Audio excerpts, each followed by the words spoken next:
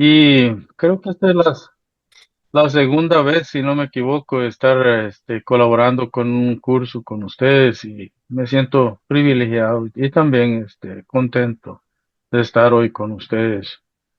Si todo va bien, pues el Señor nos va a llevar a estar más en contacto con ustedes. Voy a compartir pantalla. Este es el curso. A mí se me informó que era de Cristología. Ustedes van a ver que en el caso mío yo pongo mucha información en las diapositivas, pero esto tiene una razón. En primer lugar es para que el estudiante pueda tener más información a la mano, ya que yo siempre comparto en PDF mis presentaciones para que las puedan leer y puedan también meditar en algunos puntos, ampliar el conocimiento. Además de eso, hay algunas preguntas en el examen que salen de las presentaciones también. En algunos casos, cuando yo les indico a los estudiantes, sale sobre todo de la presentación de PowerPoint el examen, pero en este caso en específico va a ser un mixto entre los cuestionarios y las presentaciones, ¿verdad? Especialmente la que vamos a estar viendo. Hoy vamos a ver acerca de la persona de Cristo, su divinidad y su humanidad, cómo es que se manifiesta y cómo es que nosotros la entendemos y algunos concilios que se llevaron a cabo en los primeros siglos por causa de la divinidad de Cristo, especialmente. Así que vamos a embarcarnos en este barco, hermanos, y espero que sea de mucha, mucha bendición. eh, Todo lo que vamos a ver. Que hay algunas opiniones acerca de nuestro Señor Jesucristo, especialmente en el libro de Mateo. Recuérdense que Mateo, el enfoque principal de Mateo era dar a conocer a Jesucristo como el Mesías. Así que él escribió su evangelio a la comunidad judía para que ellos, los judíos, pudieran comprender quién era Jesús, por qué se manifestó como se manifestó. Entonces, vemos en el capítulo 16, desde el verso 13 al 18, que Jesús hace una serie de preguntas a los discípulos. Y había muchos rumores, había mucha superstición, especialmente en Herodes, ¿no? Y resulta que Herodes creía que era Juan el Bautista reencarnado en Jesús.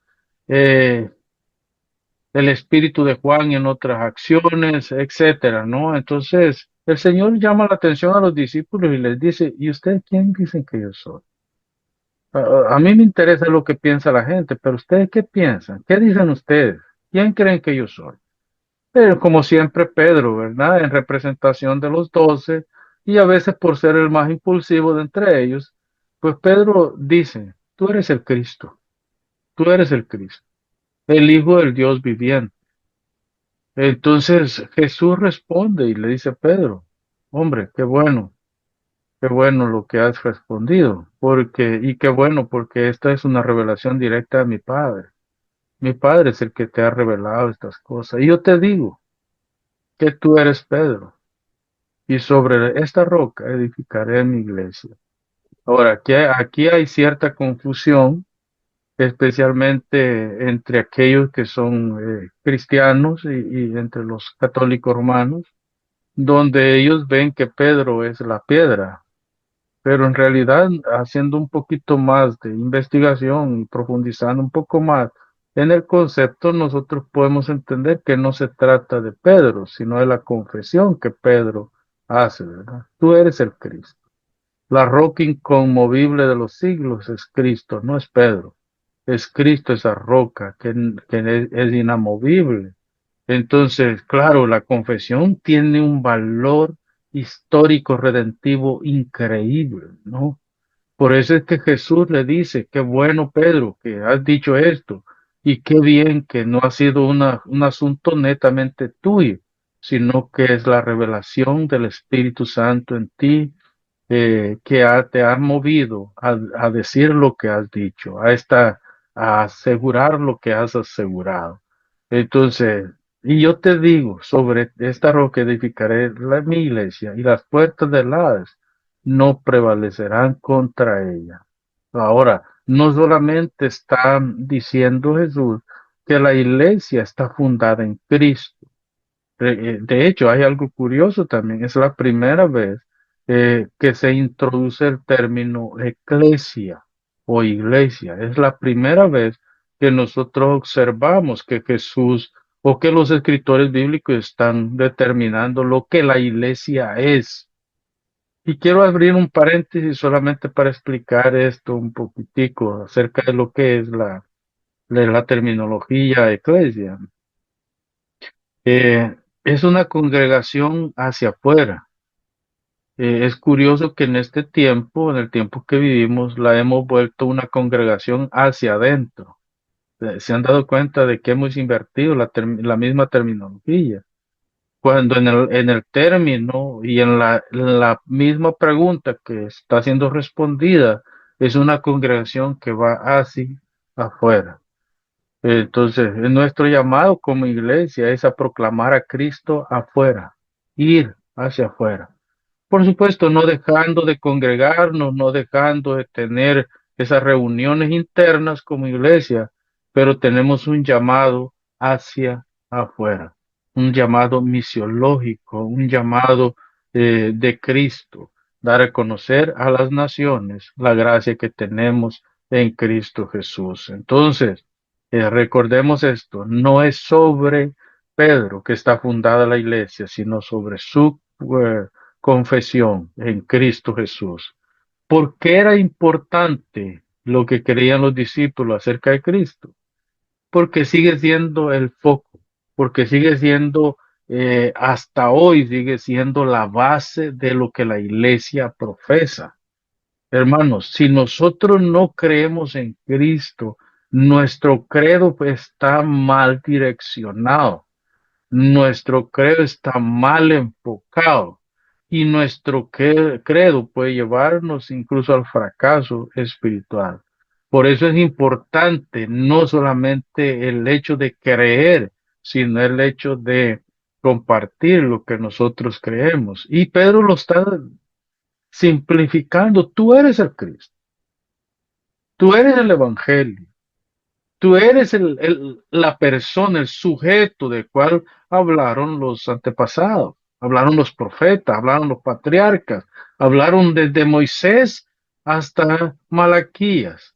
Tú eres de quien hablaron, el siervo sufriente de Isaías, el hombre que habría de nacer, el hombre que habría de morir, el Dios que habría de redimir al pueblo de sus pecados. Recordemos una cosa, hermano.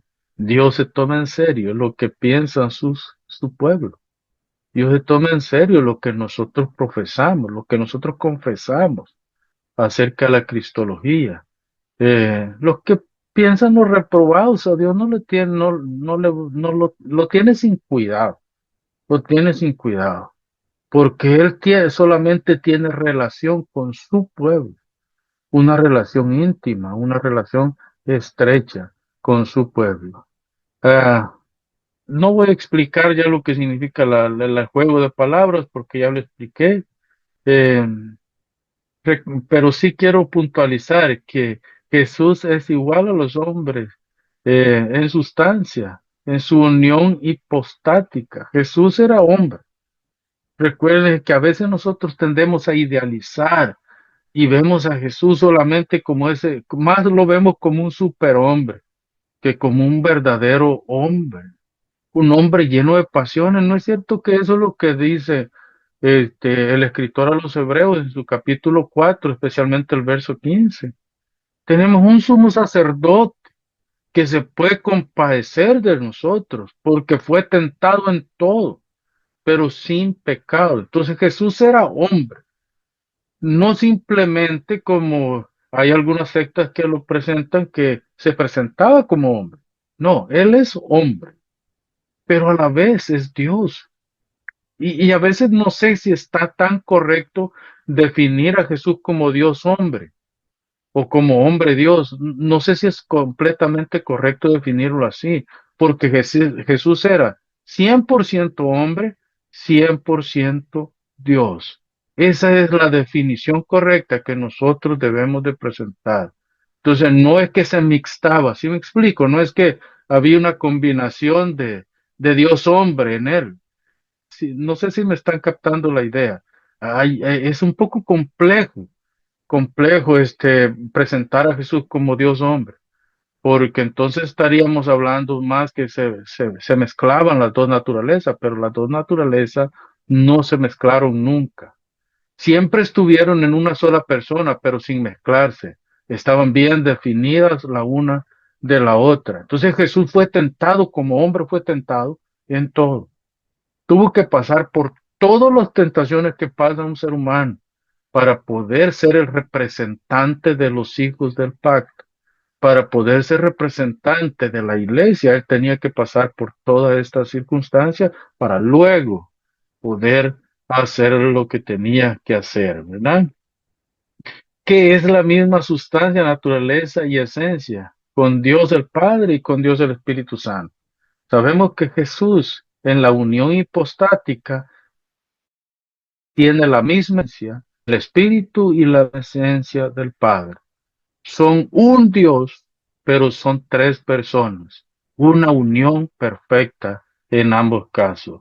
Entonces, el único redentor que nosotros encontramos en la palabra de Dios es Jesucristo. Y aquí, hermanos, es importante que definamos en la economía divina, en la economía de la salvación, nosotros debemos de estar claros cómo es que funciona la Trinidad.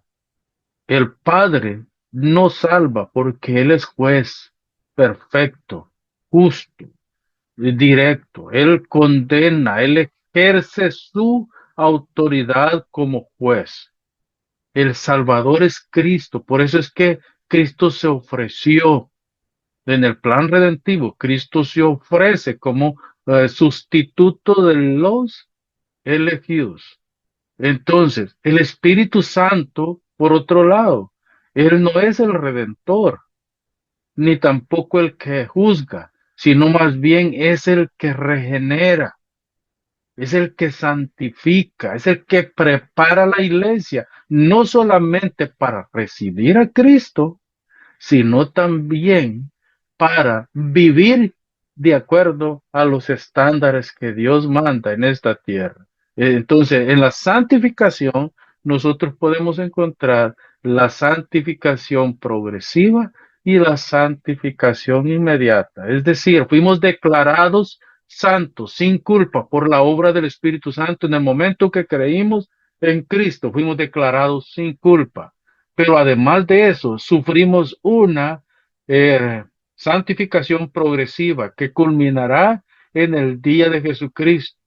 Esta es la idea del apóstol Pablo cuando él dice en Filipenses capítulo 1, verso 6, y estando persuadido de esto, es decir, lo que anteceden, los versículos anteriores que presentan lo que la obra de Dios en nosotros, y estando persuadido de esto, que el que comenzó en vosotros la buena obra, la perfeccionará hasta el día de Jesucristo. Entonces, ¿quién es el que comenzó en nosotros la buena obra? El que comenzó en nosotros la buena obra es el Espíritu Santo. Y Él la va perfeccionando para presentarnos delante de Cristo una iglesia pura, santa y sin mancha. Ese es el trabajo del Espíritu Santo. Entonces, cuando hablamos de la economía divina en la salvación, tenemos que pensar en que el Padre llama a los elegidos al arrepentimiento. Cristo es el sustituto y es el que salva a los elegidos. Y el Espíritu Santo redarguye en el corazón de los elegidos para que reciban la salvación a través de Jesucristo. Entonces, en otras palabras, la salvación es una obra del triun Dios. No es una salvación netamente de una de las personas, sino las tres personas de la Trinidad están trabajando juntos para la salvación del pueblo del pacto. Entonces, pero Jesucristo es el Redentor. Él es el medio de la redención. Él es el sacrificio, Él es la propiciación, Él es el sustituto, etcétera. En Él y por Él y para Él es que nosotros somos salvos de todos nuestros pecados. Fíjese bien, eh, nosotros podemos ver en la pregunta número 21 del Catecismo Menor de Westminster, que dice, ¿quién es el redentor de los elegidos de Dios? La respuesta es directa y simple, Jesucristo. Jesucristo es el redentor. Entonces la pregunta está bien elaborada. Y por eso son importantes esta clase de documento histórico que nosotros tenemos. Porque aunque no son el fundamento de nuestra fe, porque es el fundamento de nuestra fe, la palabra de Dios, pero sí definen nuestra fe y nos ayudan. Cuando nosotros tambaleamos en nuestra fe, nos ayudan a definir nuestra fe y a fortalecer nuestra fe y a seguir adelante en nuestra fe. Por eso son importantes estos documentos. ¿Quién es Jesús? Yo no sé si ustedes han leído un pequeño libro, pero es un folleto prácticamente que el doctor R.C. Sproul elaboró y hace la pregunta, ¿quién es Jesús? Es una pregunta que él le da respuesta como en unos 30 y creo que son 36 o 46 páginas, si no me equivoco. Es un folletico, pero con una información profunda, muy profunda acerca de la cristología. Nosotros encontramos el testimonio bíblico. Tenemos que ver primero lo que el Nuevo Testamento dice acerca de Jesús. Y en Juan capítulo 20, verso 28, Tomás exclamó, Señor mío y Dios mío. El, el hecho de que Tomás llegara a este punto de esta confesión, tenemos que verlo en su contexto. El contexto más inmediato tiene que ver que una semana antes Jesús se había presentado al grupo de discípulos. No sabemos cuántos eran. Parece que estaban reunidos y de repente Jesús apareció y estaba ahí. Y los discípulos muy animados, muy contentos. Tomás no estaba presente. Entonces, muy animados, muy contentos, le dicen, no, Tomás, Tomás, hemos visto al Señor resucitado. Él ha estado con nosotros. La respuesta de Tomás es muy, un tanto atea, hermano, incrédula. Ese Tomás que estuvo todos los años, los 3 años y medio con el Señor y ahora está prácticamente cuestionando lo que los apóstoles le estaban diciendo. Y Tomás dice, no. Perdonen ustedes, pero si yo no meto mi dedo en su llaga y mi mano en su costado y vea las marcas de la corona y vea, yo me imagino que dijo más de lo que está registrado en el texto sagrado. Yo no voy a creer en lo que ustedes me están diciendo. Pero resulta que no por accidente, sino por orden divino, en la semana siguiente están reunidos y Tomás no se separó más de los discípulos. Yo me imagino, ¿verdad? Y eso es algo muy mío. Usted puede pensar diferente. Que Tomás dijo, hombre, sí, me perdí la primera manifestación de Jesús ya resucitado, pero yo no me pierdo la segunda, ni la tercera, ni la cuarta. Yo voy a estar con los 12 para cuando se presente con nosotros de nuevo. Y se quedó con los 12, se quedó con los 11 o con el resto de los discípulos. ¿Y qué fue lo que pasó? Una semana después aparece el Señor y se dirige a Tomás, va directo a Tomás. Y le dice, Tomás, ¿no crees? Mete tu dedo en mi llaga, tu mano en mi costado. Y Tomás cae postrado y dice, Señor mío, Dios mío. Es una, es una confesión importantísima en la cristología, porque Tomás está reconociendo la divinidad de Cristo, pero también está reconociendo el señorío de Cristo, que son dos cosas muy diferentes. La mayoría de los cristianos estamos dispuestos a reconocer la divinidad de Cristo, pero muy pocos están dispuestos a reconocer el señorío de Cristo sobre sus vidas. De hecho, la iglesia de hoy, nosotros la podemos ver que no tiene ningún problema con reconocer que Jesucristo es Dios, pero tiene muchos problemas en rendirle su vida a ese Dios. Ese es el gran problema de la iglesia de hoy. Y Tomás dice, Señor mío, Dios mío, reconozco tu señorío de hoy en adelante y no dudaré nunca más, pero también reconozco que tú eres Dios.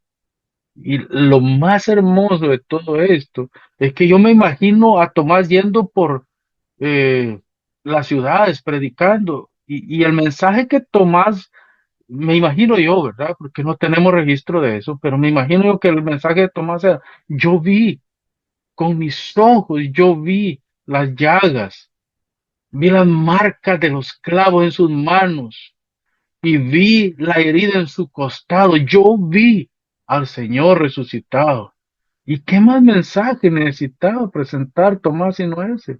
Yo creo que ese mensaje resume el Evangelio en su totalidad. El Evangelio es simple, no lo compliquemos. El Evangelio es solamente acerca de Jesús, su obra, porque la obra de Jesús comienza con su nacimiento, su sufrimiento, su resurrección, ascensión y segunda venida. Ese es el Evangelio, un Evangelio de gracia y de verdad, un Evangelio todopoderoso. Si nosotros queremos comparar al primer Adán con el postrer Adán, esto es Adán y Cristo, si queremos hacer una comparación, debemos de verlo desde esta perspectiva. Adán tenía todo para rechazar la oferta de Satanás. Tenía comida todo el tiempo. Estaba en un ambiente propicio para desarrollarse como persona. Estaba protegido por Dios. Se le había dado un clima excelente. De hecho, tenía todo para rechazar la oferta de Satanás. Y la aceptó. Cristo en la tentación, que es la que se registra en Mateo 4, tenía todo para aceptar la oferta de Satanás. Y la oferta no fue diferente a la que se le hizo a Adán. Era prácticamente lo mismo. Llenar el vientre, fama, riquezas, ser como Dios. Eso era prácticamente lo que se le estaba ofreciendo a Jesús en el desierto. Pero Jesús, y yo me imagino que el escritor a los hebreos eso es lo que tiene en mente, fue tentado en todo, pero sin pecar. Eso es lo que tiene en mente. Entonces, ese es nuestro Señor Jesucristo. El soberano, el eterno, el suficiente, el todopoderoso, del que puede llamar las cosas a la existencia. De hecho, si nosotros observamos en el capítulo 1 de Juan, en el principio era el verbo era con Dios, y el verbo era Dios, y todas las cosas por él fueron hechas. Hermano, esa es la parte teológica de Juan más profunda. Y tenemos que ir a la historia. Recuérdense que la Biblia es una historia que sufrió un progreso de 1600 años. Era una historia en progreso del Antiguo Testamento. Pero Juan dice, en el principio era el verbo, la palabra, estaba con Dios. En Edén, cuando se creó todas las cosas, la palabra estaba con Dios cuando llamó todas las cosas a la existencia. La palabra estaba con Dios cuando creó a Adán. La palabra estaba con Dios cuando llamó a la existencia a los animales. Entonces, eso es lo que Juan está estipulando está corroborando, está estableciendo en su teología. Él era Dios, Él es Dios y Él será Dios para siempre. Entonces, el Dios de los primeros discípulos discernían a Jesús como Dios. Pedro lo dice también en el capítulo 1, versos 1 y 2. Romanos 9:5. Las cartas, los libros del Nuevo Testamento, todos enfatizaban, Cristo es Dios. Fíjese bien, hermano, la diferencia de la iglesia contemporánea, la iglesia del siglo primero, es abismal no solamente en historia, no solamente en cultura, no solamente en tiempo, sino también en convicciones.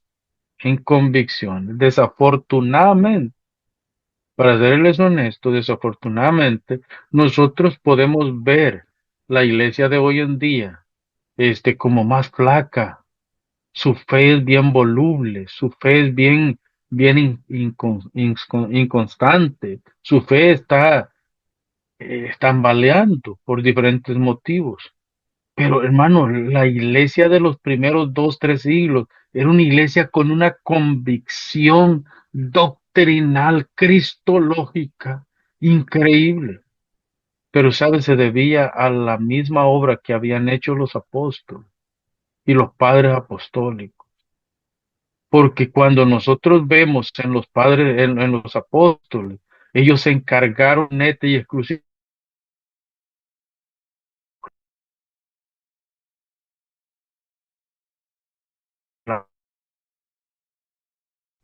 de proclamar a Cristo. La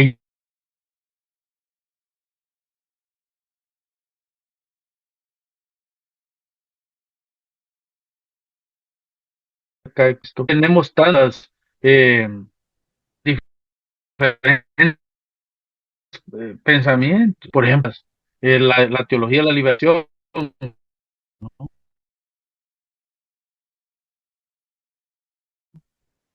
donde proponían a un Cristo desde la obra social. Luego, pues menos, pero el problema de la teología reformacional. Debemos de profundizar un poco más en la teología, que es una,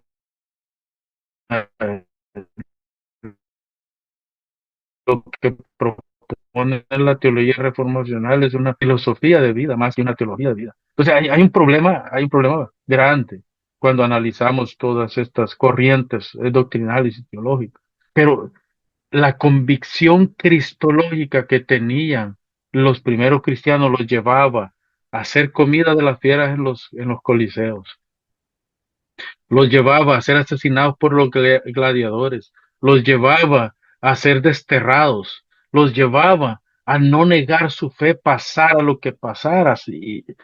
Pensemos en Policarpo, hermano, 86 años, un anciano. Cuando el verdugo le dice, hombre, ya eres un anciano, eh, niega a Cristo, di que César es Dios y vete a tu casa tranquilo y vive tus últimos días en paz. La respuesta de Policarpo debería erizarnos la piel a todos nosotros. 86 años he caminado con mi Señor y no he recibido ningún mal de mi Señor. ¿Cómo he de maldecir yo a mi Señor? Hermanos, esa es una convicción que solamente la puede dar el Espíritu Santo en tiempos de persecución. Hace poco acá, de hecho fue en noviembre del año pasado, se presentó una ley al Parlamento acá en Canadá donde dice que la Biblia tiene un discurso, la Biblia contiene un discurso de odio. Por ende, debe ser censurada. Y se pide de que se cree una ley para censurar la Biblia. Ya el Parlamento aprobó. Ahora solo falta que el Senado lo apruebe. Si el Senado aprueba esa ley, nosotros ya no vamos a poder predicar con libertad la Biblia desde los púlpitos, porque la Biblia se puede volver homofóbica, porque la Biblia se puede volver antimusulmana, porque la Biblia se puede volver antibudista, porque la Biblia, incluso un cristiano se puede sentir ofendido por mi predicación y denunciarme con el Estado y decir, y me pueden quitar mis credenciales, pueden cerrar la iglesia, pueden hacer cualquier cosa. Si yo digo que Cristo es Señor y que Mahoma no es Dios, los musulmanes pueden presentar una moción a la corte y la corte puede decir no, hay que votar en contra de este varón y quitarle sus credenciales y cerrarle su iglesia. A eso hemos llegado. Pero esto no lo veían los cristianos primero.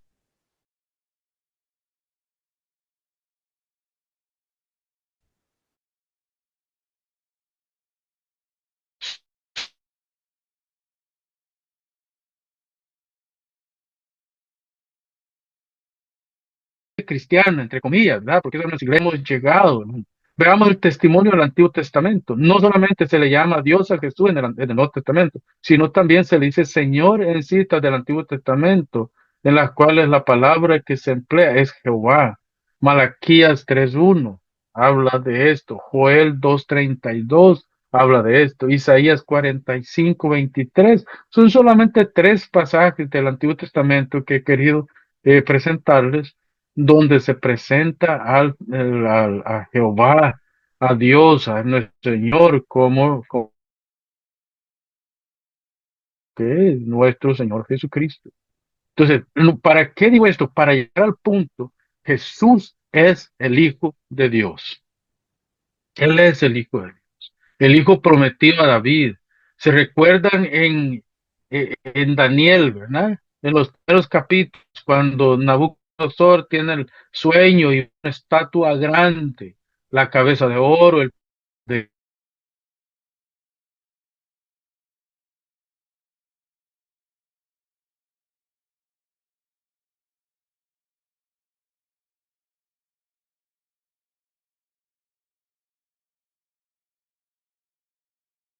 barro, sueño. En esa Cristo.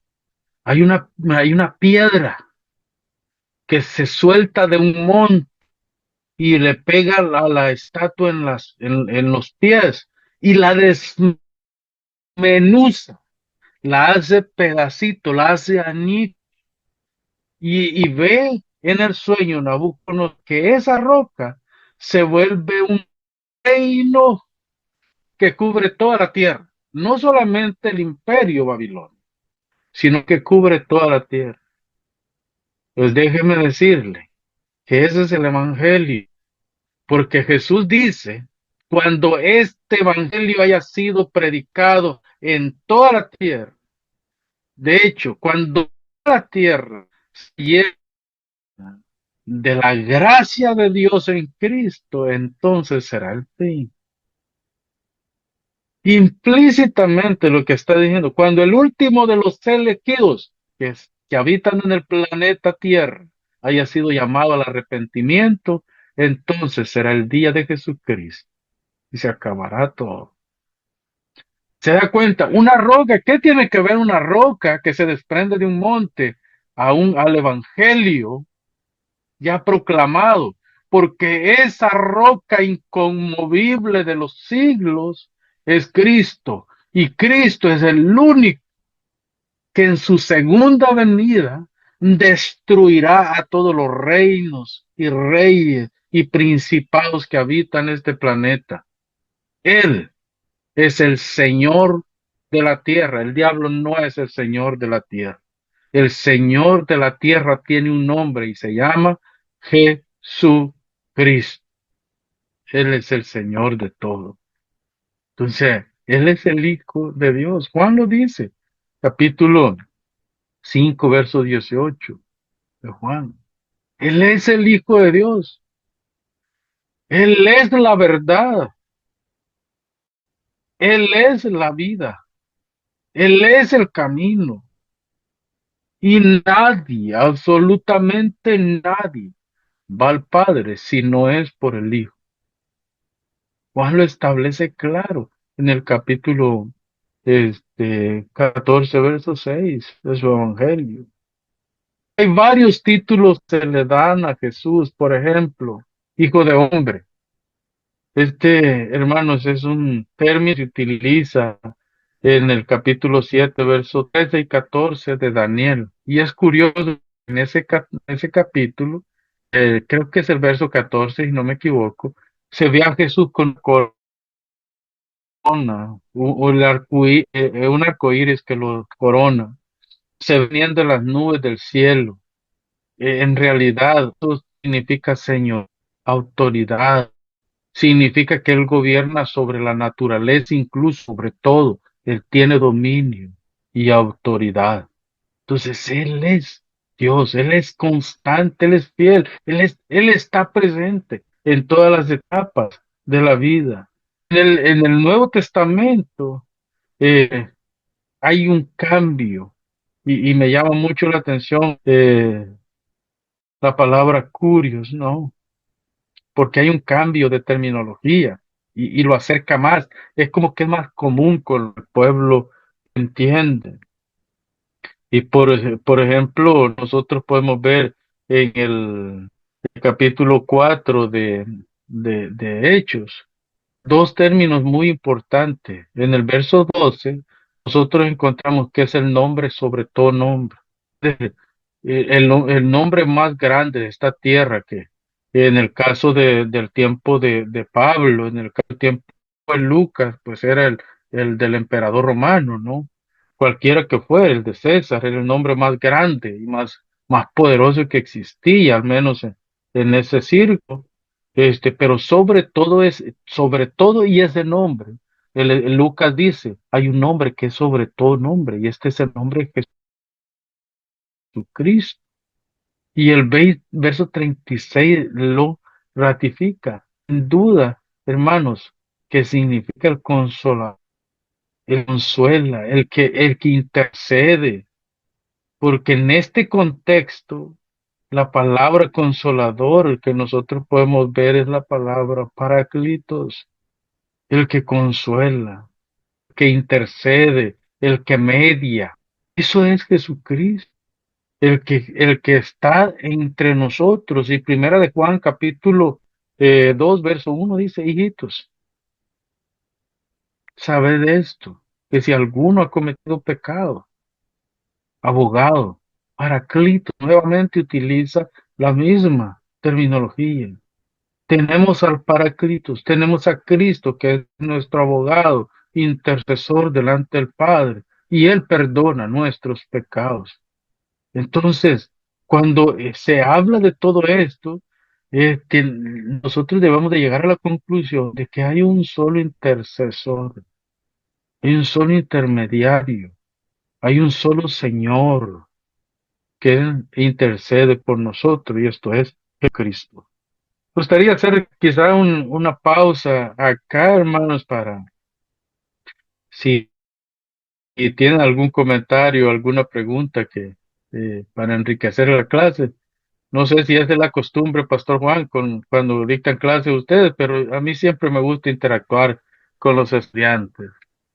Sí. No, no hay problema, pastor. Si hay alguna consulta de los hermanos que tengan, un comentario que quieran hacer, es el momento, hermanos.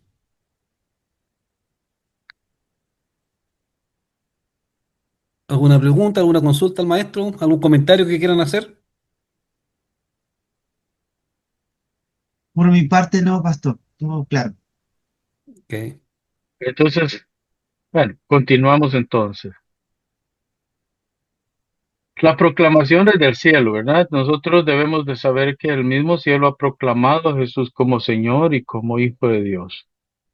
Ya hemos visto varias ocasiones, o se ven varias ocasiones en la Biblia donde Él es proclamado Hijo de Dios y es en la voz del Padre y en la confirmación del Espíritu, ¿verdad? Por ejemplo, tenemos en el caso del bautismo de Jesús, donde el Padre testifica, este es mi Hijo en quien tengo complacencia.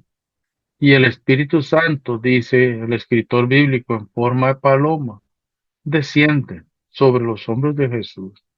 Es decir, está la Trinidad presente, corroborando que la hora de Dios había llegado, que el momento de la inauguración del reino había llegado, que ese reino espiritual que antes era un reino lejano. Recuérdense que en el Antiguo Testamento, yo digo algo, que el Antiguo Testamento es más escatológico que el libro de Apocalipsis. Los escatólogos y los pensadores de hoy en día enfatizan demasiado el libro de Apocalipsis como los acontecimientos del fin. Pero si ustedes ven, el Antiguo Testamento habla más de lo que había de venir y como estaba en el futuro el advenimiento de Jesús, era algo escatológico. Ahora tenemos algo interesante. Nosotros vemos hacia atrás, pero vemos hacia adelante. Vemos hacia el Antiguo Testamento para ver la profecía acerca de Jesús.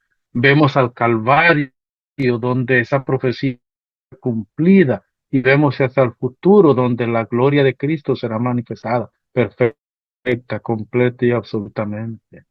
Vemos esa gloria, el Señor viniendo a las nubes del cielo, con sus santos ángeles y todos los millones y millares de los redimidos con Él para juzgar a las naciones con poder y gloria. Entonces, ese es el Señor que nosotros vemos. Por ejemplo, en la transfiguración, nosotros podemos ver varios años después, posiblemente entre 30 y 25 años después de haber estado Pedro presente en la transfiguración. Pedro escribe en el capítulo 1, verso 17, versos sí, 17 y 18 de Segunda de Pedro. Y nosotros vimos su gloria. Nosotros estuvimos presentes en el monte santo, en el monte de la transfiguración. Solamente Jacobo, Juan y Pedro tuvieron la dicha de ver al Señor transfigurado. De hecho, en la misma gloria como era antes de la encarnación. La gloria que tenía al lado del Padre, como lo dice Pablo en Filipenses. De la gloria que se despojó, se vació el Señor. La gloria que tenía antes de la encarnación, pues hoy, en el día de la transfiguración, dice Pedro, vimos nosotros esa gloria. Vimos al Señor siendo el Dios que gobierna sobre todas las cosas. Pero ese es curioso porque en el contexto que Pedro está hablando en su segunda carta, le dice pero, y ese pero da una pausa larga, pero tenemos la palabra profética más segura, a la cual hacemos bien estar atentos como una antorcha que alumbra. Y Pedro los lleva y les dice, porque la profecía no fue traída por voluntad humana, sino que los santos hombres de Dios fueron inspirados por el Espíritu Santo. Es decir, la máxima revelación de Dios es Cristo, es la palabra, el Logos encarnado. Este Logos que se ha hecho carne, esa es la máxima revelación que nosotros podemos tener. La revelación general presenta apenas un poco de lo que es Jesús, de lo que es la gloria de Dios, de lo que es el reino de Dios. Pero la palabra que se hizo carne manifiesta lo que Dios es. Por eso es que cuando vamos a Juan capítulo 1, verso 16 al 18, el Juan está siendo claro y él dice, el que ha visto a Cristo ha visto al Padre. El que ha visto a Cristo ha visto a Dios. En su ministerio público, poco antes de su crucifixión, Jesús dijo, la relación filial se ve en estos textos. Él dice prácticamente, yo soy en el Padre y el Padre es en mí. Él, en la oración sacerdotal, en el capítulo 17 de Juan, nosotros podemos encontrar que Jesús dice, el Padre y yo uno somos. Y en esta unidad ustedes se irán perfeccionando hasta que lleguen a ser las personas perfectas que yo quiero que sean. Ahora, hablando de igualdad en la esencia. Hay una subordinación económica. Ojo, y quiero tocar esto con mucho tacto y con mucho cuidado. Esta subordinación no es ni en autoridad ni en divinidad. Es una subordinación en propósito. Jesús se subordinó al Padre en todo lo que tenía que ver con el plan redentivo. Jesús se ofreció como el sustituto en el plan redentivo elaborado eternamente. Jesús es quien se ofrece. Él dice, heme aquí, yo estaré ahí para salvar al pueblo de los pecados. Entonces, por eso era necesario que se hiciera hombre, porque Dios no muere, Dios no puede morir. Es Jesús, el Jesús humano, el hombre, el que muere en la cruz y el que lleva la redención del pueblo del pacto. La encarnación era necesaria porque solamente un hombre podía tomar el lugar de los hombres, pero tenía que ser un hombre perfecto, tenía que ser un hombre sin pecado, tenía que ser un hombre entregado a hacer la voluntad soberana de Dios. Por eso es que volvemos al punto. No es una, una subordinación eh, divina, sino que es una subordinación eh, de trabajo, de propósito, de redención. Jesús dijo, yo he venido a hacer la voluntad de mi Padre, no mi propia voluntad. Yo he venido a hacer lo que el Padre me dijo que tenía que hacer. Y Él lo dice una y otra vez. Ahora sí debemos de decir que eran iguales en esencia, son Dios. Las tres personas de la Trinidad son Dios, son de la misma esencia. Por eso el concilio, creo que fue el de Atanasio, si no me equivoco, el de Calcedonia, uno de los dos concilios desarrollaron la doctrina de la unión hipostática de Cristo. Es decir, la unión hipostática no solamente se debe de aplicar a las dos naturalezas de Cristo, sino también a la unión que hay entre el Padre y el Hijo y el Espíritu Santo, una unión perfecta. Son un Dios en tres personas. Tienen igualdad de rango, de autoridad y de divinidad. La autoridad del Hijo es igual a la del Padre y el Hijo es Dios, según primera de Juan capítulo 2, versos 22 y 23. El Cristo engendrado tenía que ser engendrado, tenía que nacer, tenía que vivir, tenía que ser ese Cristo. En cuanto a la concepción de Cristo, tema debatido por siglos, nos preguntamos, y sigue siendo debatido, ¿no? Hasta hace unos meses se pudo ver en las redes sociales un gran debate entre diferentes teólogos aficionados, les llamo yo, porque no sé qué tan teólogos son, o si han pasado algún seminario, ¿ok? Pero pues, les gusta el debate, ¿no? Y debatieron mucho acerca del si María es la madre de Dios o no, y si Cristo fue engendrado o no, etcétera. Hermano, no tenemos que perdernos nosotros en estas cosas. Sabemos de que Jesús nació como hombre y tenía que ser a través de María que naciera, cumplida la promesa hecha en Génesis 3:15. En Génesis 3:15 se promete a la simiente de la mujer, la semilla de la mujer. Por eso es que la concepción de María tenía que ser por obra del Espíritu Santo porque no, para cumplir la profecía, porque no tenía que haber ninguna relación eh, íntima entre un hombre y María, sino era una obra neta y exclusivamente de Dios para traer a su Hijo a este mundo. Cristo fue engendrado de esta manera, por obra del Espíritu Santo. Y eso lo establece Mateo capítulo 1, verso 18. El credo apostólico también nos enseña esto. El credo apostólico dice, concebido del Espíritu Santo, nacido de la Virgen María. Este credo es muy importante para entender la cristología. para entender lo que significa. De hecho, para eso están los credos, ¿verdad? Para darnos a entender a nosotros cómo es que la obra de Dios se ha llevado a cabo. El nacimiento virginal de Cristo fue un milagro obrado neta y exclusivamente por el Espíritu de Dios. Él fue. Y es un milagro. No es algo natural.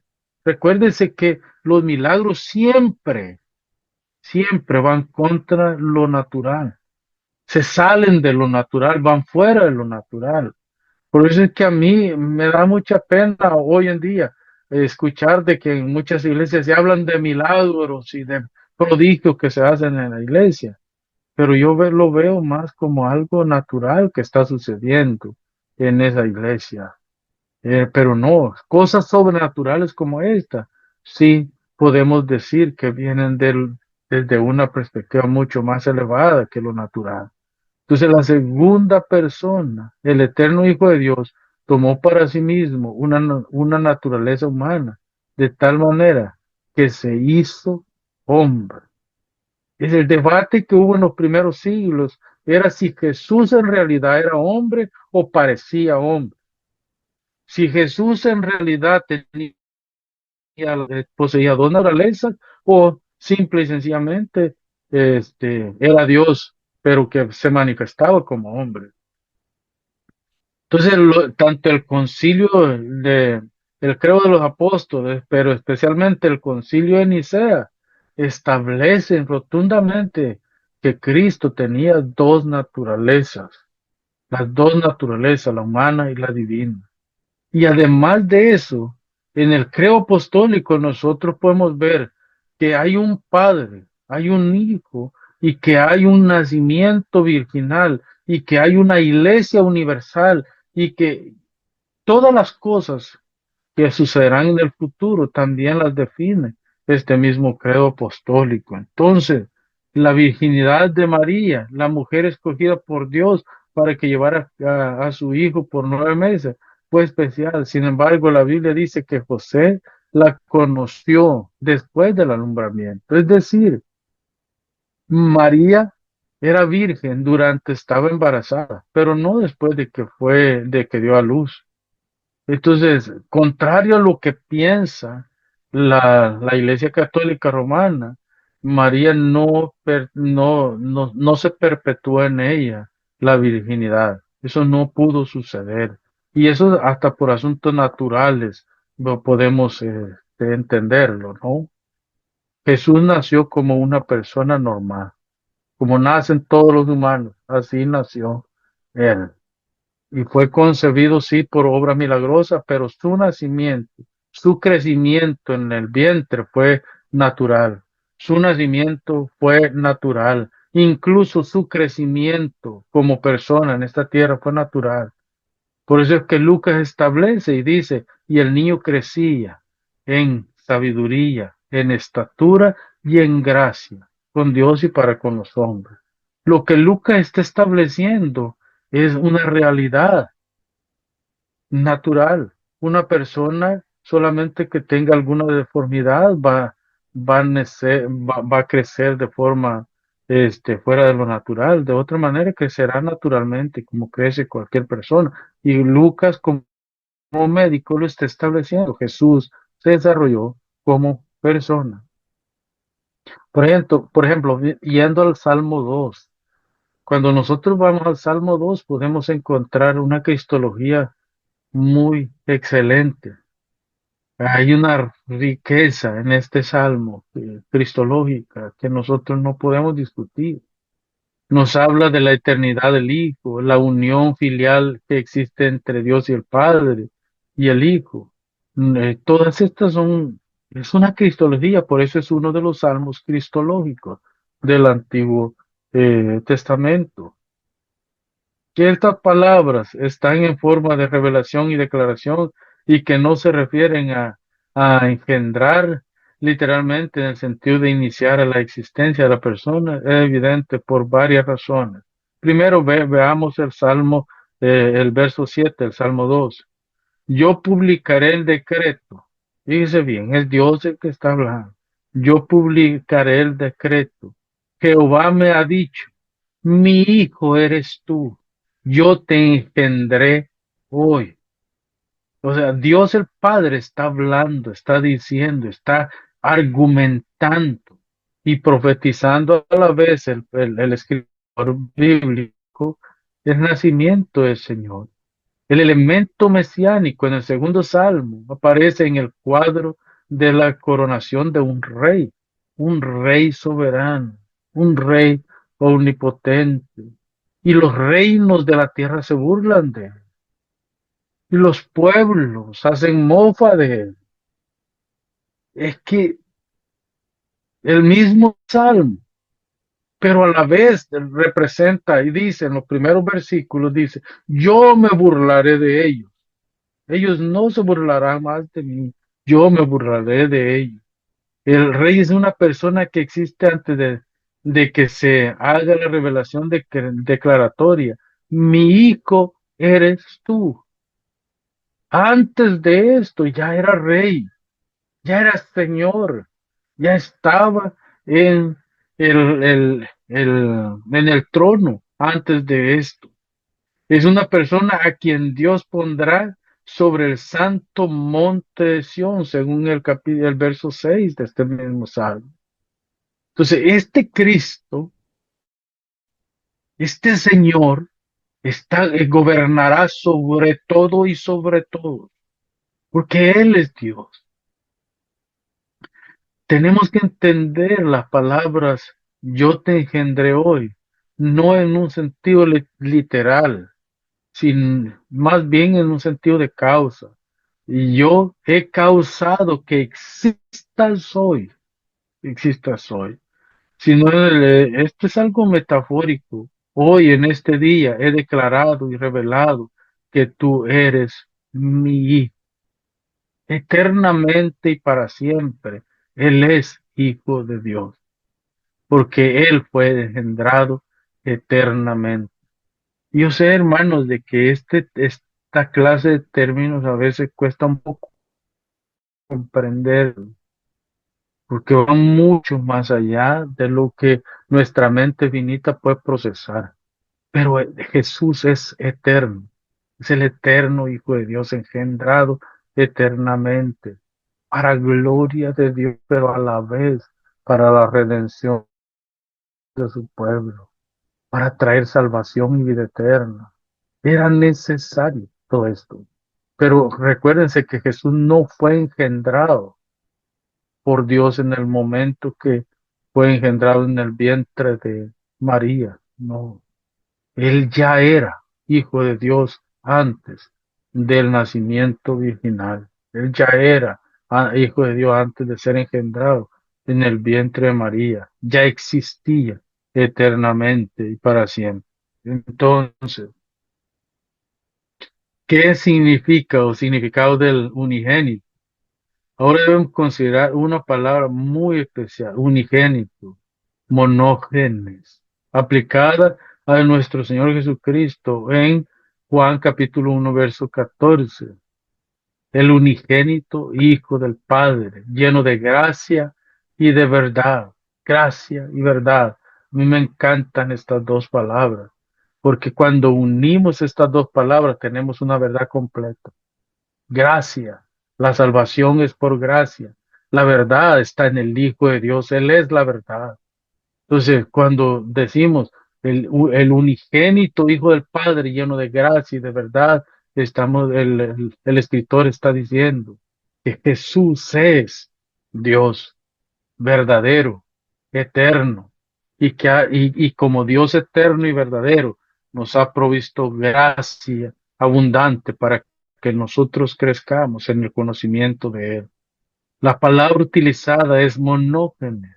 Dios en Juan capítulo 1 verso 18, San Juan 3 16 y 18, el término griego monógeno se usa como hijo prácticamente, hijo de Dios. Entonces, hermanos, en el verso 18 del capítulo 3, él dice, el que no ha creído en el Hijo de Dios ya fue condenado.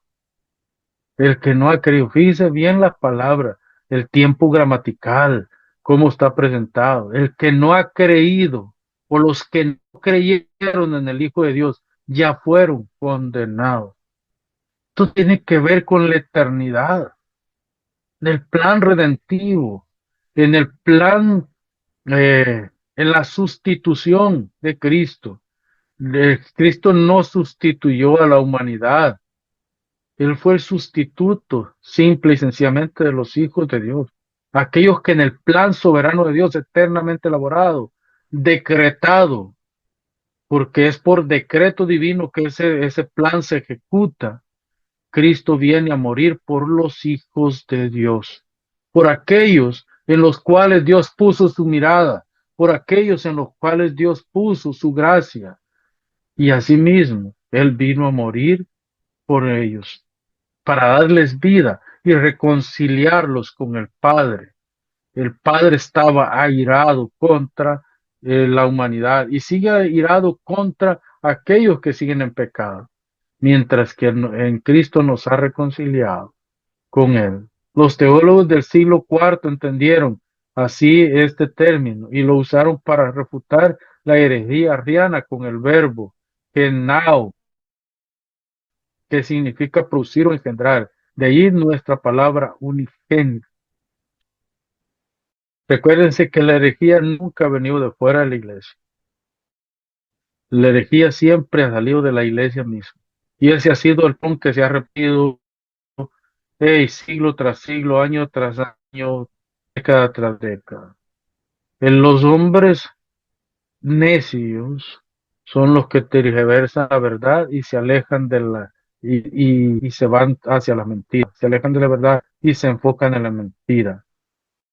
Entonces, examinando los casos en que se aplica a Cristo las palabras engendrado o nacido o los signos relacionados con estas, podemos decir con confianza que la Biblia no dice nada acerca de como relación eterna entre el Padre y el Hijo. La Biblia no explícitamente no habla directamente así, pero podemos ver con el salmo que ya leímos, tú eres hijo, yo te engendré hoy, que quiere decir que Él es el Padre, el Hijo del Padre. Igual en sustancia, creo que está basada en la frase de Hebreos 1:3, donde dice, carácter de hypostaos, la imagen misma de su sustancia, la imagen misma de su sustancia, hablando del Hijo, como la máxima revelación del Padre. Él dice que es la misma imagen de su sustancia. Se dice que el Señor Jesucristo es la expresión visible del Dios invisible, del Dios Espíritu. Si nosotros queremos buscarle cuerpo a Dios, tenemos que ver a Jesús. Es la única manera de ver a Dios, viendo a Jesús. Entonces, Él es la revelación. Sustancia es cualquier cosa que sea necesaria para que constituya o identifique eso de lo que estamos hablando. Una sustancia. La sustancia de Dios es lo que identifica como Dios. ¿Pero qué es la sustancia? Es lo que el ser es, lo que en realidad es la persona. En este caso, Dios es. Así es como se le reveló a Moisés. A Moisés le dijo, yo soy el que soy. Así le dirás a los hijos de Israel, yo soy. Él es un ser soberano. Hermano, nosotros hablamos de que el trono de Dios está en el tercer cielo, ¿verdad? Eso es lo que la doctrina bíblica nos enseña. Pero incluso el trono de Dios está más elevado del tercer cielo. Está en el tercer cielo, pero sobre el tercer cielo. ¿Por qué? Porque Dios nunca ve hacia arriba. Él siempre ve hacia abajo. Y todas las criaturas, incluidos los hombres, los ángeles, todas las criaturas, ven hacia arriba, ven hacia Dios.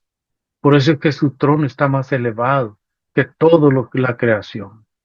está más elevado, está fuera de la creación, para que nosotros podamos ver hacia Él.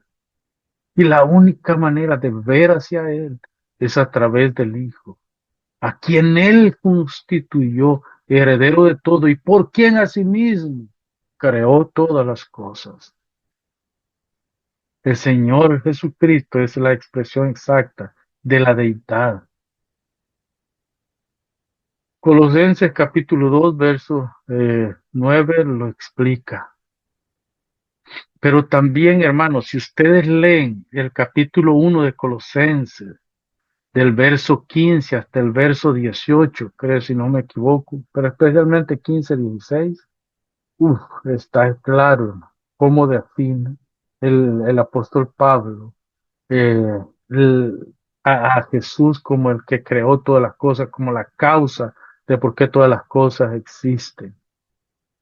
Así que la encarnación, el cristianismo histórico, aunque reconoce que hay un misterio, no ve una contradicción como la ven los sabelianos, arrianos, los unitarios y los místicos. No ven una contradicción en cuanto a la naturaleza humana. Sobre todo los sabelianos. Ustedes saben que los sabelianos hablan unas cosas acerca de Cristo y ellos dicen que prácticamente Cristo se manifestaba como hombre, que no era en sí hombre. Por otro lado, los arrianos argumentando que es la primera criatura. Los unitarios es que todo es, Jesús es el Padre, Jesús es el Espíritu y Jesús es el Hijo. Entonces Jesús es todo. Y los místicos, pues ustedes saben, todo espiritual, todo espiritual. Jesús mismo declara ser Dios y hombre a la vez. No estamos hablando de Dios hombre, Dios y hombre, las dos naturalezas, ¿verdad? Juan 10, 30 al 39 lo especifica. Jesús los reta a creer por las obras que él hace, porque las obras que él hace son las obras que el Padre le dio de antemano para que las hiciera. Así como el Padre, según la teología paulina, así como el Padre estableció desde la eternidad aquellas obras por las que la iglesia tenía que caminar y tenía que conducirse, así también el Hijo, este, se le estableció todo el plan, todo lo que debería de llevar a cabo. Todo estaba profetizado y ninguna de las profecías que se habían dado en el Antiguo Testamento quedaron sin cumplimiento en Jesús. Todas siguieron la línea de tiempo que tenía que llevarse a cabo para que fuera un sacrificio perfecto el que él llevara a cabo. El pecado contra Dios es lo que destruye la credibilidad de la doctrina de Jesús. A mí me llama mucho la atención que Jesús, hablando con los fariseos, les dice en el capítulo 5 verso 39, escudriñad las escrituras. Hermano, esa simple frase debería hacernos temblar a nosotros. Escudriñad las escrituras, porque ellas dan testimonio de mí.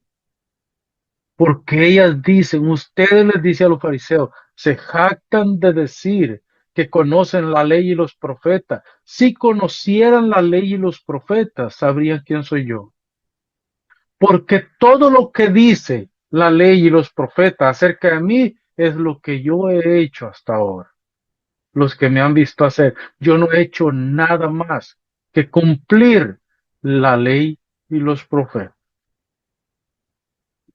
Miren lo que pasó con Pablo. Va camino a Damasco a perseguir a la iglesia. Hermanos, en el camino a Damasco se le aparece Jesús y le habla desde aquella luz resplandeciente. Le dice, Saulo, Saulo, ¿por qué me persigues? Y Saulo le dice, ¿qué quieres que haga, Señor? Dice, bien, comencemos por ahí. ¿Qué quieres que haga, Señor? Saulo no sabe exactamente quién es el que le está hablando, pero sabe que tiene que ser Jesús el que le está hablando, porque de alguna manera Saulo se ha informado que la secta del Nazareno que está rondándose en Jerusalén eran las enseñanzas de ese Jesús. Él sabe de alguna manera. Y si no lo sabe, ha investigado y se ha llegado a la conclusión de que ese Jesús tiene que ser el que le esté hablando en ese momento. Jesús le dice, yo soy Jesús a quien tú persigues. Vete a Damasco, entra a la ciudad y ahí se te dirá lo que tienes que hacer. 3 días le bastaron a Pablo para entender el Evangelio. Hermanos, a los discípulos les costó 3 años y medio.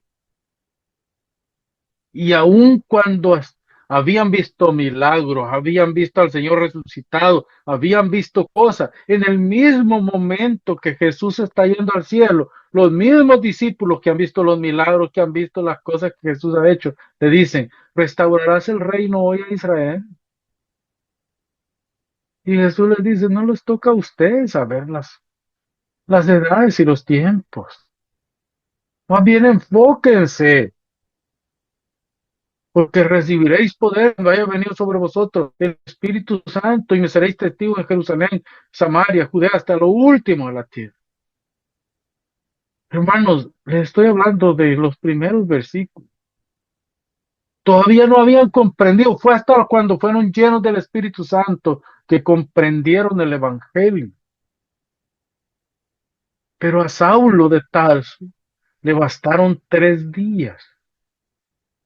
Yo me imagino que en esos 3 días Saulo empezó a conectar toda la historia bíblica, todo el Antiguo Testamento, las profecías, la ley, desde Moisés hasta Malaquías, cómo había sido presentado el Cristo.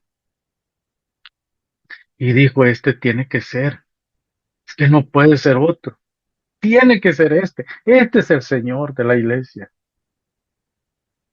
Y se cumplió, hermanos, en 3 días este hombre estaba listo para hacer el ministerio tan fructífero que llevó a cabo entre las iglesias gentiles.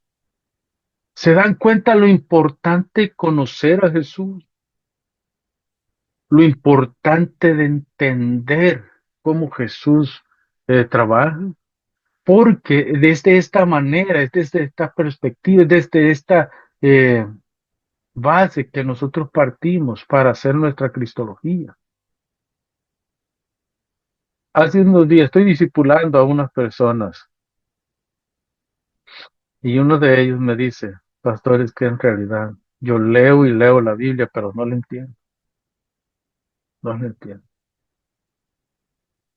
Yo le dije, mira, lleva tiempo y la obra del Espíritu Santo en nosotros, pero persiste, continúa, que la palabra de Dios misma te va a ir purificando y te va a ir dando capacidad para entenderla.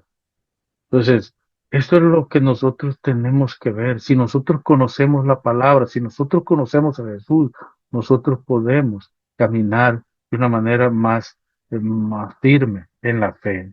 Entonces, la resurrección de Cristo es preeminente entre las evidencias cristianas de toda la historia de la iglesia.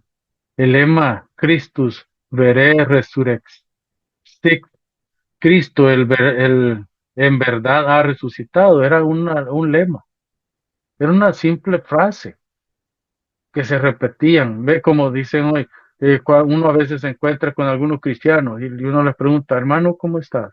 Bendecido, bendecido. Esa es una simple frase. Pero esto, Cristo en verdad ha resucitado, fue el lema, fue el eslogan del cristianismo primitivo. Y por eso es que ellos se aferraban a la resurrección. Yo no sé si ustedes han escuchado o han leído en la historia de Felicita. Felicita era una mujer que tenía 7 hijos y eran cristianos todos. Y agarraron a los 7 hijos y a su mamá y los sacó. Mire la crueldad del Imperio Romano, porque uno por día los fueron asesinando, entregándolo a la fiera, a los gladiadores, y sacaban a Felicita a una puerta que tenía un pequeño agujero donde podía ver hacia el Coliseo romano y ver lo que le hacían a sus hijos. Y desde ahí Felicita les gritaba y les decía, no nieguen al Señor, no nieguen al Señor, porque el momento de la prueba es corta con la dicha eterna que tenemos en Cristo. Para mí ese es un eslogan.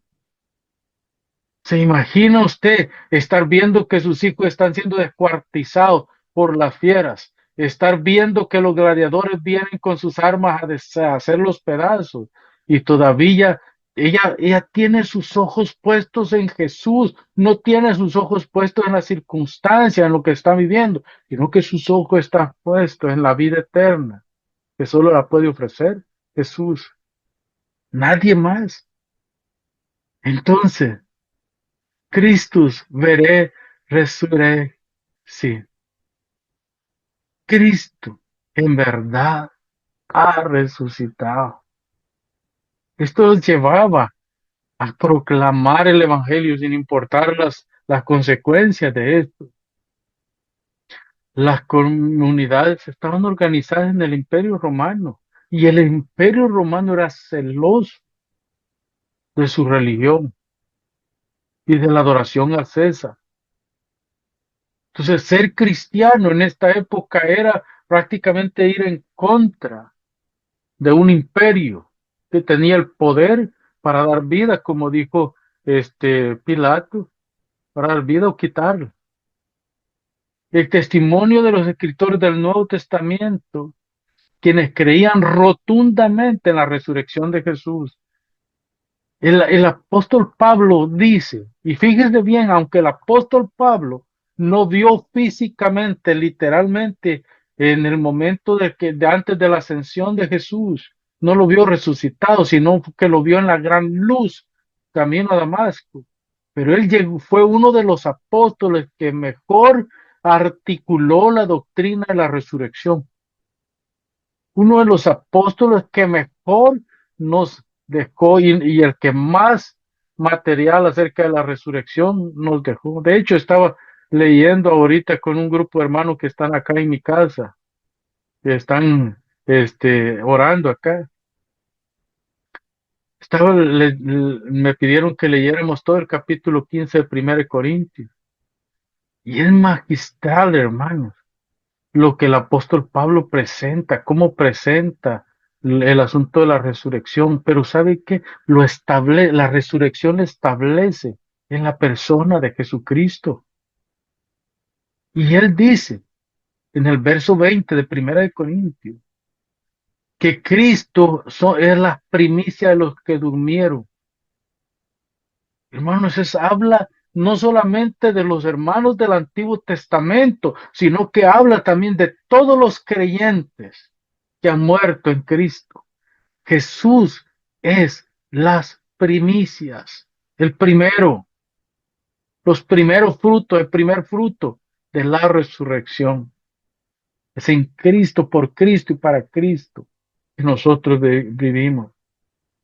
Y yo me imagino que nunca volvieron a la tumba porque sabían que la tumba estaba vacía.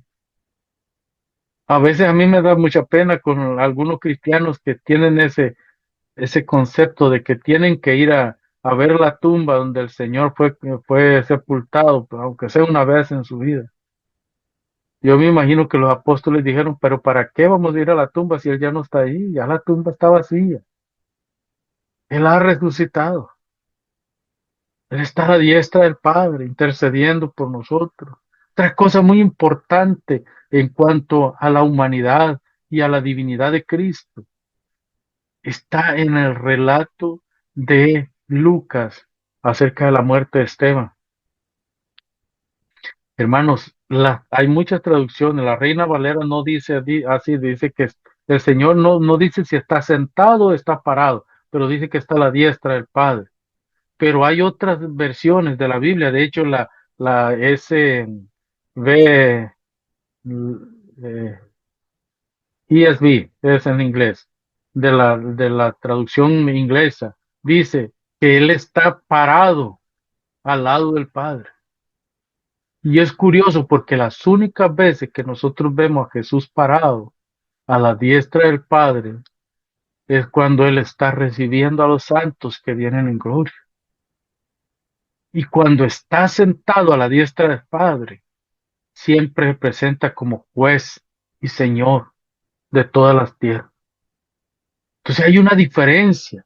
Y cuando vayamos a los textos, veamos esto.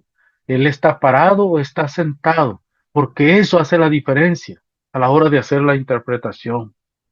Y en este caso, Esteban ve que aquella gente, aquella turba está enfurecida contra él. Han tomado piedras y me imagino yo que palos y diferentes cosas para matarlo. Pero sus ojos no están puestos en la turba. Y él testifica y dice, y Saulo de Tarso está presente allí. Y él testifica y dice, veo los cielos abiertos y al Hijo de Dios parado al lado del Padre, como quien dice, recibiendo. Y eso me conecta con Mateo cuando el Señor dice, bien buen siervo y fiel, sobre poco fuiste fiel, sobre mucho te pondré, entra en el gozo de tu Señor. ¿Se dan cuenta, hermano? ¿Hasta dónde nosotros podemos ver la gloria de Dios en Cristo Jesús? Él es nuestro Señor. Entonces, el cristianismo, el movimiento cristiano funda su credo en la resurrección de Cristo. De hecho, Pablo lo dice también en Primera de Corintios. Si Cristo no ha resucitado de los muertos, en vano es el Evangelio. ¿Sabe una cosa? Yo quiero parafrasear lo que Pablo está diciendo. Y él dice, si la resurrección es un engaño, como dicen los saduceos, entonces el cristianismo es la farsa más grande que ha existido. Si la resurrección no es verdad, el cristianismo no debe de existir, debe de desaparecer. Pero ha aguantado 2000 años, ¿verdad? Bajo mucha presión política, religiosa, económica, etcétera. Ha aguantado y seguirá aguantando, porque las puertas del infierno, como dice Jesús en el pasaje que leímos al principio, no prevalecerán contra la iglesia, porque la iglesia no le pertenece ni a los pastores, ni a los clérigos, ni a los concilios, ni a nadie. La iglesia le pertenece a Cristo. Él es el Señor de la iglesia. Y nada podrá detener a su iglesia en este mundo. Podrán encarcelarnos, podrán matarnos, podrán decomisar nuestras propiedades, podrán hacer con nosotros lo que quieran, pero el Evangelio no lo pueden detener, porque el Evangelio es Cristo y en Él es que nosotros existimos. Hermano, en fin, vamos a ver algo más y con esto vamos a ir cerrando esta clase. Había profecías, muchas profecías, por ejemplo, Isaías capítulo 7, verso 14, establece el nacimiento virginal del Señor. Pero esto estaba en el Antiguo Testamento, se cumplió perfectamente en el Nuevo Testamento. Por eso les repito lo que les dije antes. Mucha gente se enfoca demasiado en el libro de Apocalipsis como el único que habla, Daniel y Apocalipsis, como el único que habla del fin de los tiempos, o Mateo 24. Pero en realidad, el Antiguo Testamento es más escatológico que cualquier otro. Su pensamiento, su línea en el tiempo es hacia adelante lo que habrá de acontecer. Y nosotros cuando vamos al Antiguo Testamento tenemos que verlo desde esa perspectiva. Cristo en toda la Biblia. Les recomiendo un libro de Clooney, Cristo predicado en toda la Biblia. Ustedes van a encontrar, es magistral lo que propone Clooney en ese libro. El Catecismo Menor de Westminster dice lo siguiente, en la respuesta de la pregunta número 22. ¿Cómo se hizo Cristo hombre, siendo como era hijo de Dios? La respuesta, Cristo es el Hijo de Dios. Se hizo hombre tomándose un cuerpo verdadero y un alma racional, perdón, siendo concebido por obra del Espíritu Santo en el vientre de la Virgen de María, de la cual nació más sin pecado. El pecado original posiblemente es el que está hablando, pero vea, Cristo, el Hijo de Dios, se hizo hombre. Yo creo que el catecismo establece claramente lo que nosotros tenemos que conocer acerca de la cristología.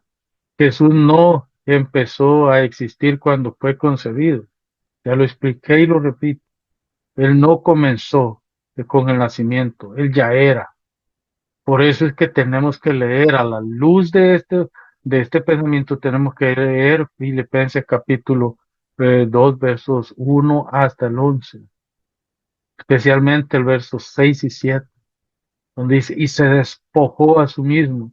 Si usted va al griego, usted va a encontrar que dice, se vació, se desocupó. Dios se vació de su gloria, no de su esencia, de su gloria para hacerse humilde desde el nacimiento hasta su muerte. Él fue humilde para poder llevar en sí las marcas del sufrimiento para que nosotros seamos librados de este sufrimiento eterno, seamos librados para siempre. Así que mis amados, creo que con esto concluimos este tiempo de clase. Espero que haya servido para ustedes. Este, si tienen algún comentario, alguna pregunta, pues todavía podemos un par de minutos para ello.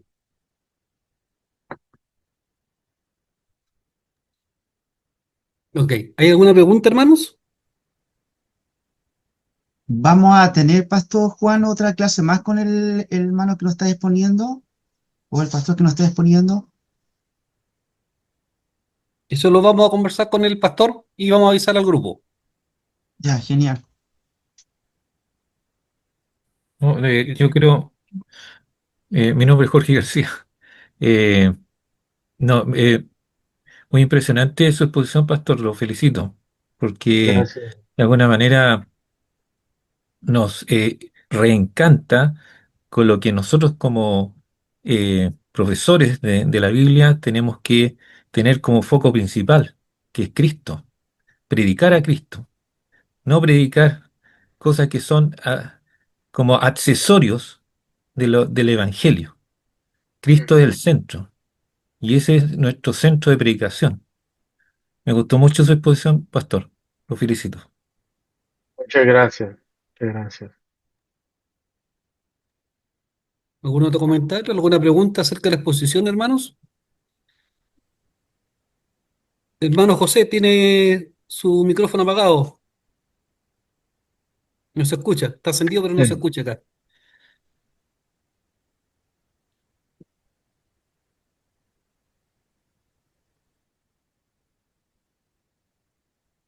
No, al final se salió.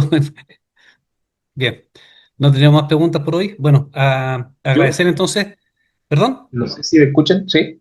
Sí, hermano Matías, sí. Sí, decirle al pastor que agradecer por su presentación.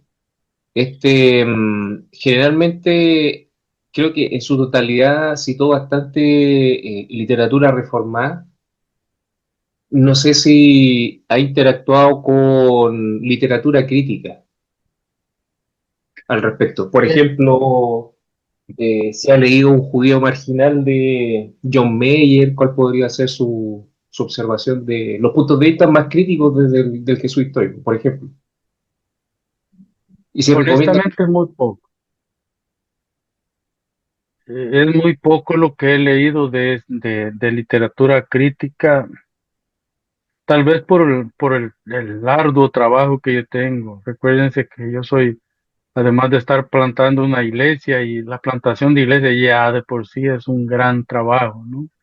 Y pues también soy decano para Centroamérica, soy asistente al decano internacional con miras a que para el tercer, ¿qué digo?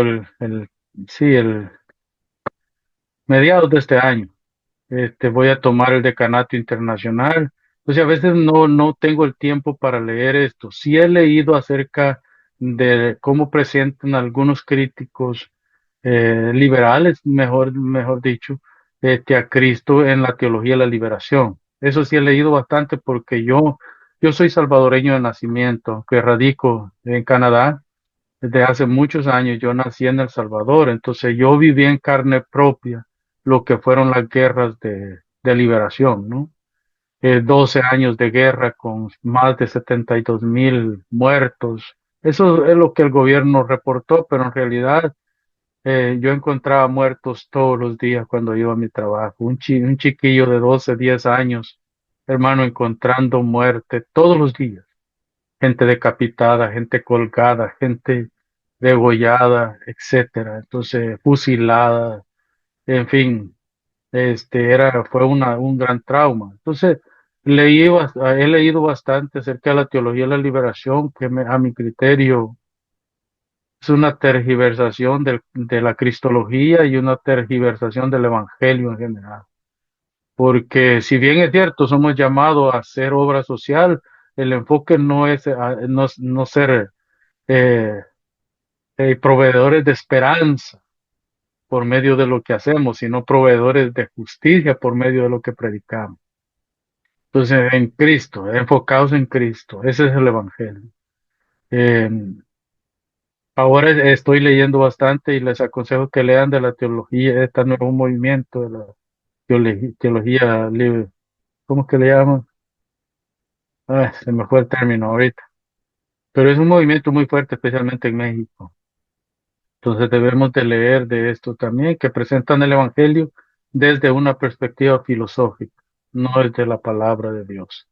Así que sí, hermano Matías, todavía no he estado expuesto a gran cantidad de lectura de los teólogos liberales, porque, para serlo honesto, considero que también es una pérdida de tiempo. Ya, es una pérdida de tiempo estar leyendo a la gente con la que no comulgo, ¿verdad? Prefiero mejor leer a Berkov ya leí a Berkov como 4 veces quizás, entonces sigo leyendo a Berkov y a Bavinck y a todos estos reformados que nos dejaron un gran legado, la institución de la religión cristiana de Calvino, etcétera. Ujú.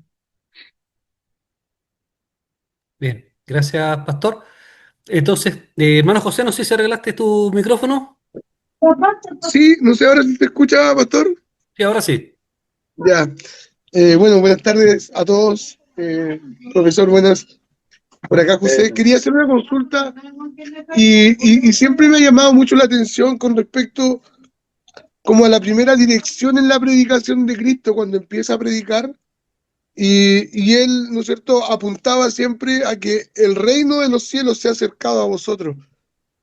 Y, y siempre han habido hartas preguntas con respecto a mí, porque claramente no todos sabían que era el Mesías, ¿no es cierto? No estaba absolutamente corrido, ¿no es cierto?, el velo para darnos cuenta en aquel momento, pero creo que también apuntaba a mostrar, y esa es una de las preguntas que quisiera hacerle, apuntaba a lo que traía el gobierno de maldad, que ya venía como el fin, de que ya estaba presentándose el término, digamos, del reinado de maldad y estaba estableciéndose ya el reinado de Cristo sobre la tierra. Bueno, es una muy buena pregunta, y lo primero que tenemos que ver es que Él es el que inauguró el reino. Cristo inaugura el reino. Y esa es una doctrina que ya Juan el Bautista lo estaba predicando. Acercados y bautizados y arrepentidos, porque el reino de los cielos se ha acercado a vosotros. Él estaba preparando el camino, ya estaba él anunciando este reino. Entonces Jesús solo corrobora o le da más autoridad a lo que ya Juan está predicando. Pero además de esto, en esta inauguración del reino, tenemos que saber que se cumple lo profetizado por el profeta Joel en los postreros días. Esos postreros días comenzaron con el nacimiento de Cristo.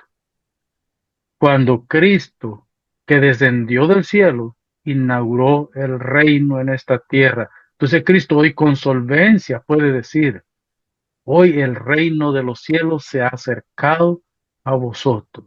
El tiempo del fin comenzó con la primera venida de Cristo y culmina. Recuérdense que es un tiempo de fin que comienza en una etapa de la historia redentiva, pero que terminará en la última etapa de la historia redentiva.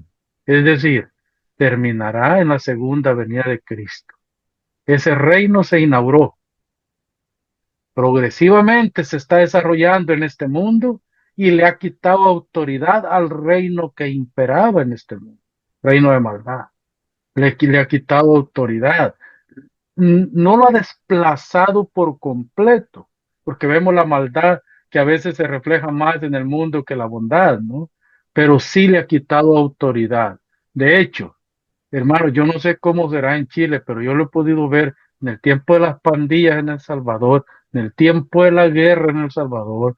Yo pude ver que donde una iglesia llegaba, las cosas cambiaban. Pandilleros que se transformaban, el evangelio que empezaba a desarrollar la comunidad, económicamente incluso. La gente se empezaba a comportar de otra manera.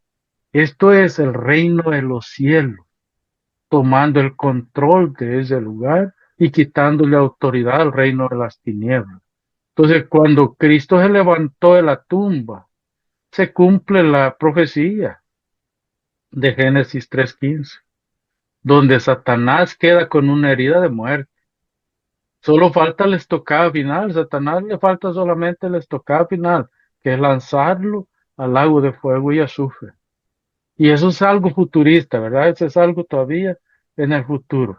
Así que el reino es inaugurado, progresivamente se desarrolla y se consuma en la segunda venida de Cristo. Espero que le haya quedado claro, hermano José. Bien, gracias, profesor. Vamos a conversar durante la semana sobre la posibilidad de una segunda sesión. Mientras tanto, ¿cierto? Pueden ya ingresar a la plataforma, ya pueden estar las lecturas sugeridas. Están también los temas de los ensayos que pueden ya comenzar a desarrollar.